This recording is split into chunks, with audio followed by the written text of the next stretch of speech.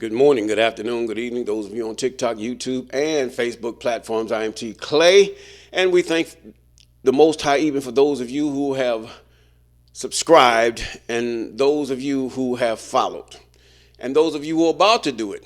And we thank God for you, and you. You have done yourself a service. Yes, to explore and walk with me through the scriptures, and even to the point of your learning and your understanding, for it's better to get an understanding of all things. Yes. Now, my heart goes out to those in Malawi, those young people that have been flown to the land of the converts. And that the fact is that the government has agreed upon a certain amount of money in the millions to send those people.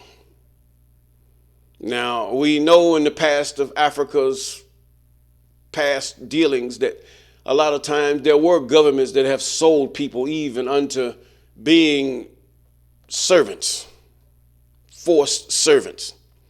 Now, we know that even the servitude that they have done in their own country was not near what the colonizers have done to them in the form of wickedness and all kind of things. We're not saying that this is going to happen, but we pray for their safety, for they're going to do these things, render these services in a war zone. Now, this is very concerning that we should even pass up such things. Yes, there are people in Malawi that need a job. It's on the government to really make sure he bring in businesses or cause things to happen and allow people to have businesses that would even cause or even provoke jobs for others. But you bog them down with all kind of rhetoric, red tape, and everything else to bring in your favorites. You know better than right here in Babylon. You know better than that.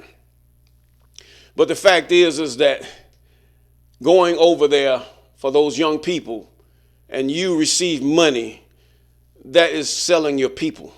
Regardless of how you see it, you sold your young people. You sold somebody's child. And they are only going by the consent. If their consent, they should have been rich. That money should have been given to them.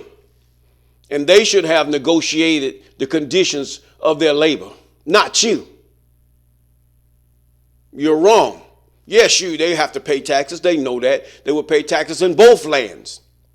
And they will pay living expenses in the other land for living there, even doing the labor that they do. Who are you to take the money of those private citizens that would sit up there and risk their life to go and feed another people, and you just live lavishly off their labor? You sound no better than the heathen. It's deplorable. And my heart also goes out to the Congo. My prayers go out to the Congo, that one day that the Congo will be free and the government will either be diluted or changed, one of the two. Some kind of way Congo has to do what is right for its people. Yes, because beggars have no limits, but givers, you have to set a limit. These beggars come out and they steal your cobalt, they stealing your gold, they stealing everything. They're stealing it through your own people as they pick all these things up and take it to the money changers. They exchange it for money, but the balance is off. And who gets back pay? You, the government. And then the money changers of themselves, they get back pay. And the people get barely enough to eat for a day. Your sin's going to find you out eventually.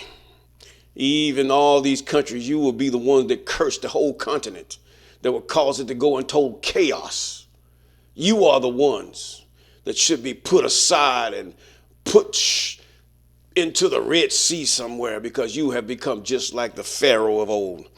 Now, with that, let us get into the book of Enoch, the first prayer. Oh, most holy Sanini Nanini, even our heart is heavy because of the blunders of these governments The blunders not only of the African government, but all governments all over the world, the United States, South America, and the blunders of Australia, and all these other blunders that they do, the evilness, the greediness, the wickedness of elected officials who do not care about the people, but they care about those of their own pocket and their own families, to the point where they will sacrifice a whole people just for their own greed. We ask your retribution on this thing. We ask you to deal with them even with a mighty hand. Deal with them, oh, most holy. We will not even laugh, nor will we be glad for them, nor will we be sad, but we will rejoice because of you, that you have wrought justice even out the earth. Yes. And we ask you to deal with our hearts that we might walk according to your laws, statutes, and commandments, even doing your judgments as you has commanded us. And we thank you for all things. Yes. Yes, we give God the praise and the glory for you and you and you. Good morning, good afternoon, good evening. Yes, we're in the book of Enoch, chapter 76. And it reads, "And at the ends of the earth I saw 12 portals open to all the quarters of heaven, from which the winds go forth and blow over the earth." 12 portals, we can compare it to 12 months. Okay, verse 2. "3 of them are open on the face of the east of the heavens, and 3 in the west, and 3 on the south of heaven, and 3 on the north." We're talking about the 4 corners of heaven. Ooh, okay. Now, verse 3. "And the 3 first are those of the east." He says in the east. Okay, we talking about toward Japan, China, and all that other stuff, according to where I stand. Now, "And 3 of the north, and 3 after on the left of the south, and the 3 of the west. Thorough 4 of these. Through 4 of these come the winds of blessing and prosperity, and from those 8 come hurtful winds." Now he's saying after 8, there's 4. That's going to make the crops grow. It's going to rain. It's going to give you sunshine. Things are going to grow. Warm weather. It's going to be beautiful. But he's saying these are of 8 hands. Now, there are going to be 4 hurtful. Now, when they are sent, in verse 5, they bring destruction on all the earth, on the water upon it. These are the floods. These are the storms. These are the tornadoes. These are the things that really cause calamity throughout the earth. Yes. On all who dwell thereon, and on everything which is in the water and on the land. And the first wind from those portals, called the east wind, comes forth through the first portal, which is in the east, and clinging toward the south. In other words, it's going to go from the east to the south. "And from it comes forth desolation, drought, heat, and destruction." These can be famine. This can be, just like you said, drought, heat, and destruction. Cause dryness, fires, and all kind of things. And through the second portal, in the middle, comes what is fitting.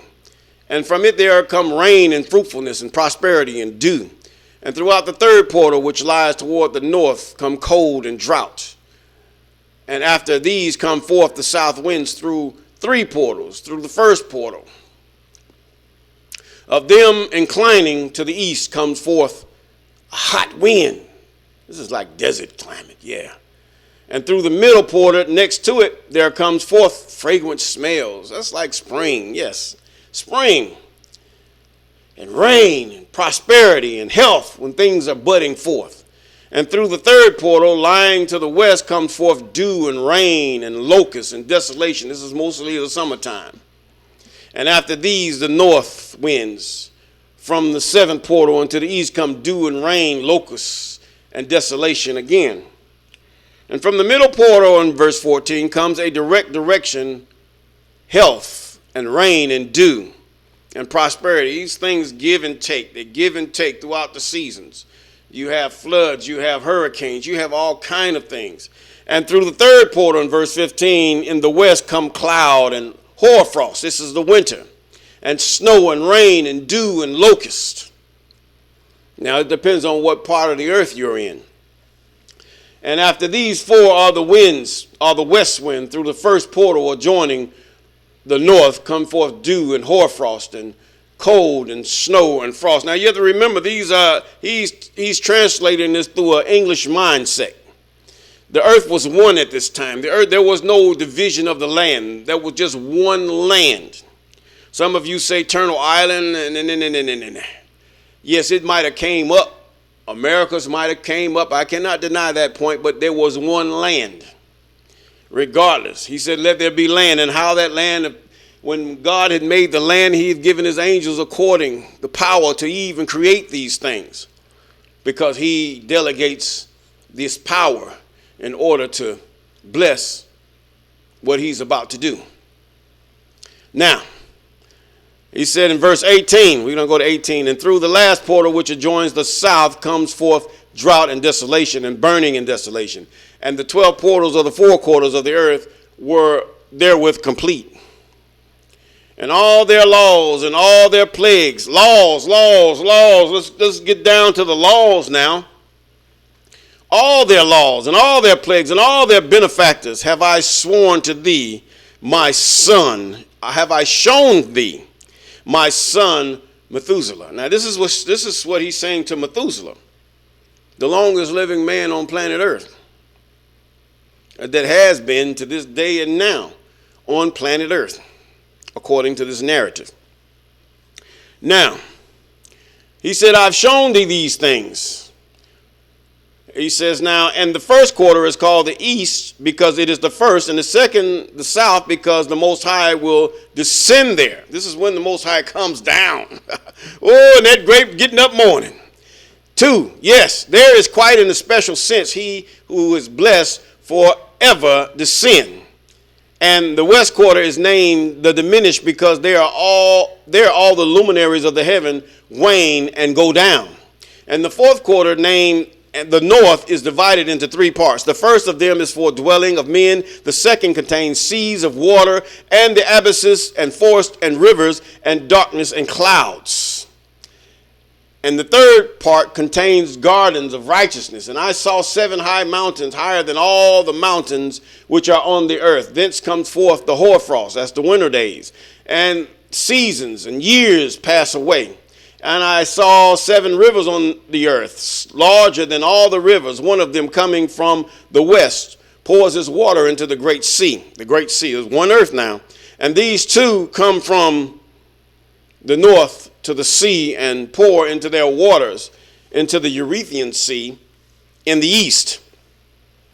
And the remaining 4 come forth from the side of the north and to their own sea. 2 of them, these are great, should I say, lakes, to the Eurythian Sea and into the great sea, which is, and discharge themselves there, and some say into the desert. Verse 10, 7 great islands I saw in the sea and in the mainland. 2, and in the mainland 5 in the great sea. Now there were islands, even stray pieces of land, even off the great mass of land that the Most High has started until the days of Peleg, before the earth was split.